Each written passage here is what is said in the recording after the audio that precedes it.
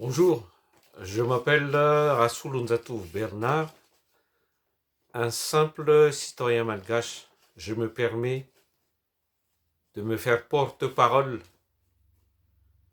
d'un peuple qui est bâillonné par son président, que je mets entre guillemets, lui-même muselé par la France. Donc je profite du passage de M. Macron à Madagascar pour lui adresser ces quelques mots, ainsi qu'au gouvernement français et à toute personne épris de justice et de liberté. Concernant les îles éparses, comme vous avez nommé nos îles, avant toute relation normale dans le respect mutuel, la rétrocession de nos îles est obligatoire et une condition sine qua non.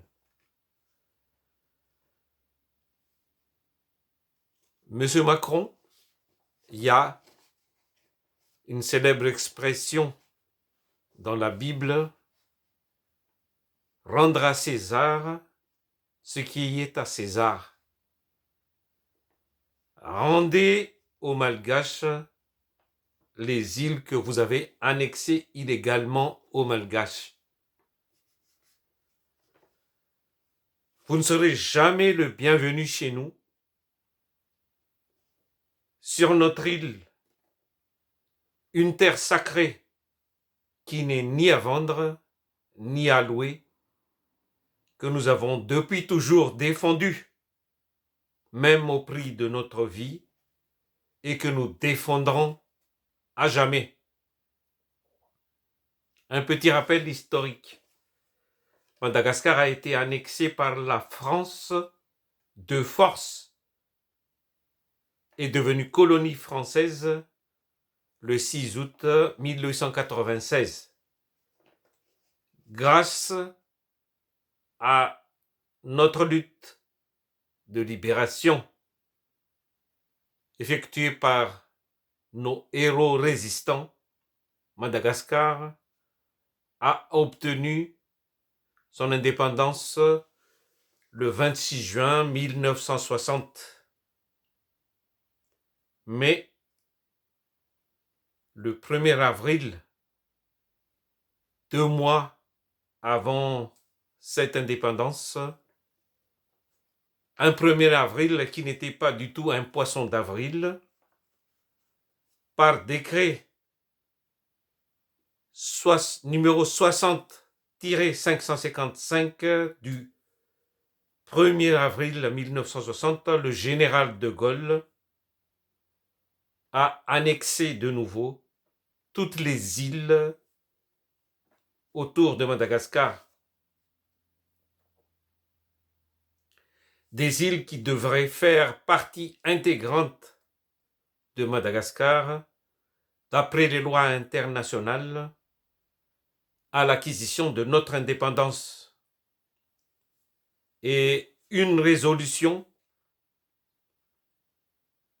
numéro 34/91 des Nations Unies du 12 décembre 1979 affirme et confirme la souveraineté totale de Madagascar sur ces îles et que la France devrait rétrocéder dans les plus brefs délais. Mais 46 ans plus tard, nous sommes en 2025, Macron continue de piétiner et de violer les lois internationales. Et avec son honteuse déclaration « Ici c'est la France », lors de son passage aux îles Glorieuses en 2019,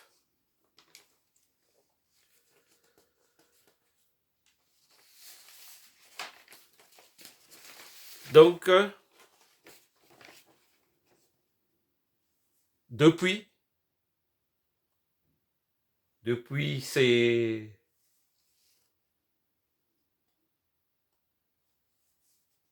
plusieurs décennies, la France a réussi à corrompre ou à faire taire tous les présidents malgaches successifs. Mais sachez que la France ne pourra jamais museler les 30 millions de Malagasy actuellement. Et si, à votre passage aujourd'hui, vous ne voyez pas de banderole de contestation par rapport à l'annexion de ces îles, c'est qu'il n'y a plus de liberté d'expression à Madagascar. Toute manifestation est interdite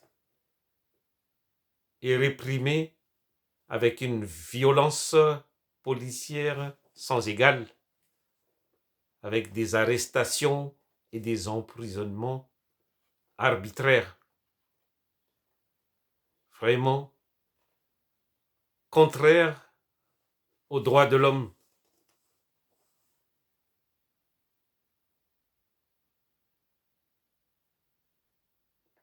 Et soyons honnêtes, dites-vous, inversons les places.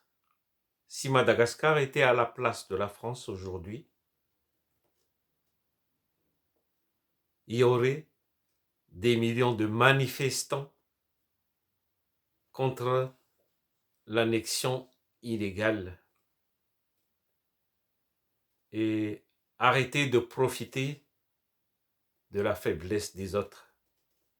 Nous disons non à l'abus de puissance.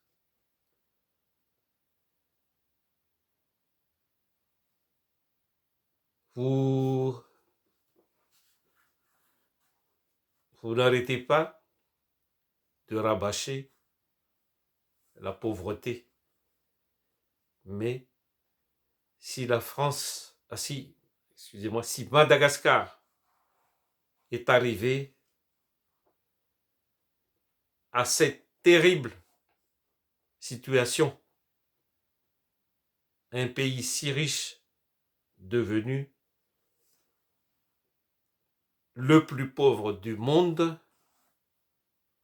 la France y est pour quelque chose. Un petit rappel aussi, dans les années 2008,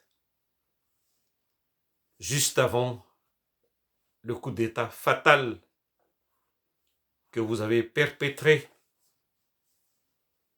par la collaboration d'un putschiste traître, Madagascar était l'un des pays les plus qui avançait le plus au niveau économique et avait le plus haut taux de croissance d'Afrique en 2008. Un envol, un essor que vous avez fait stopper net par ce terrible coup d'État de 2009. Donc, au moins, soyez honnêtes et arrêtez de nous traiter de pauvres alors que c'est vous-même l'un des principaux responsables de cette pauvreté. S'il n'y aurait pas eu ce coup d'État, Madagascar ne serait pas comme vous le voyez aujourd'hui. Et même tout ce que vous voyez là en ce moment, ce sont que des mascarades, ce sont des cache-misères. Il y a une pauvreté extrême, comme vous dites, mais qu'on a essayé de cacher vite fait avant la tenue de ce sommet. C'est une petite entre parenthèses. Et sachez que votre présence aujourd'hui cautionne les exactions et le mépris de ce putschiste que vous avez naturalisé français en 2014, qui ne cesse de bafouer les lois et la constitution malgache.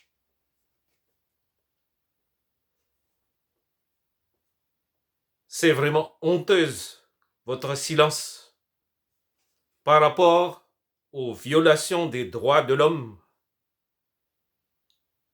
et de la démocratie qui est de pire en pire à Madagascar ces dernières années. C'est une dictature sans nom. Et c'est d'autant plus scandaleux pour un président que vous êtes qui se montre défenseur des droits en Ukraine, condamnant l'annexion de la Crimée et l'invasion russe. Donc nous disons non aux 2 poids, 2 mesures.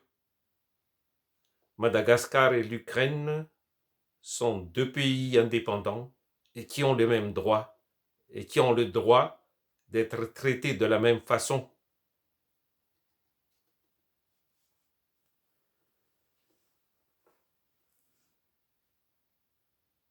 Donc, je répète, rendez-nous nos îles d'abord. Si vous voulez encore garder votre place dans l'océan Indien. Parce que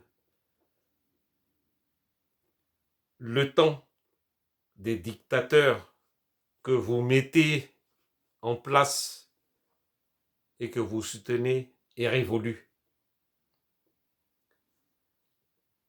Il faut changer de politique pour mériter et gagner l'estime et la confiance du peuple malagasy.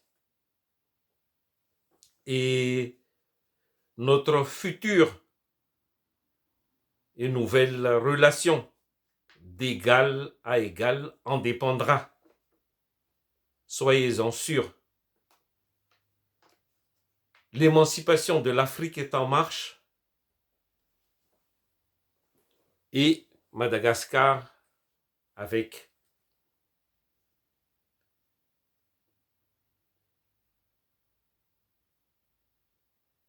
Donc,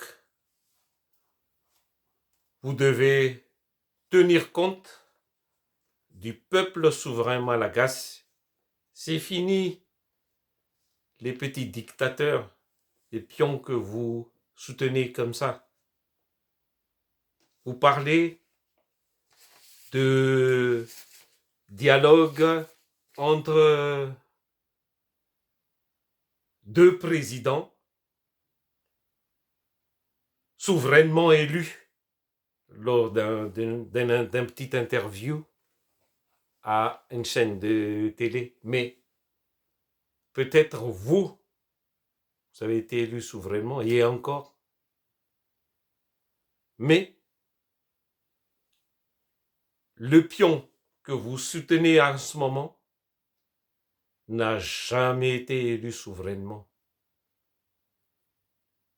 Parce que vous êtes le bienvenu au royaume des mensonges, de la désillusion et des fraudes électorales. Il n'y a jamais eu de pays dans l'histoire où il y a des électeurs fictifs, des millions, 2 millions d'électeurs fictifs, et tout dernièrement 60 000 électeurs, de faux électeurs, avec des ordonnances illégales qui permettent au pouvoir, aux candidats de pouvoir, de briller toutes les postes. Donc arrêtez de faire semblant de ne pas connaître cette horreur endémique malgache. Et pour terminer, arrêtez de mentir en disant qu'il y a certains qui ne sont pas d'accord pour la rétrocession de nos îles. C'est pas vrai. Les gens qui disent ça et qui pensent ça, ce sont des gens vendus ou des gens que vous avez corrompus. Les terres sont sacrées pour nous, Malagasy, et nous sommes prêts à les défendre jusqu'à la mort.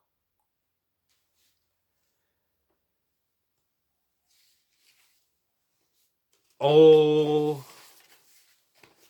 final,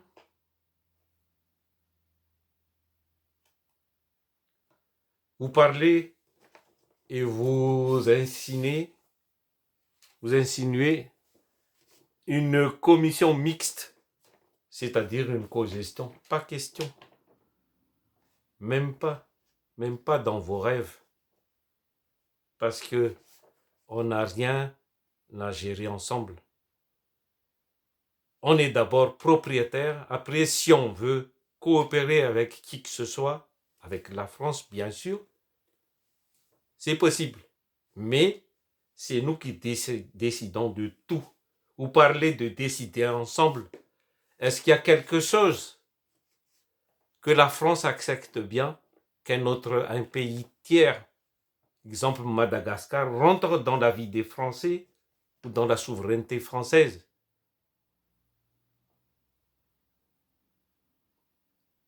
Il n'y aura pas de gestion de manière respectueuse. Tout ça, ce sont des faux promesses. Respectez les lois, rendez-nous nos îles et on s'entendra pour la suite. On fera de ce qu'on voudra de nos terres. Ce n'est pas à la France de décider à notre place. Vive Madagascar libre et souverain. Vive nos îles qui nous appartiennent. Peuple malagasy, ensemble luttons et réclamons la rétrocession de nos terres. C'est notre parti, notre patrie, notre terre, défendons-la. Vive Madagascar!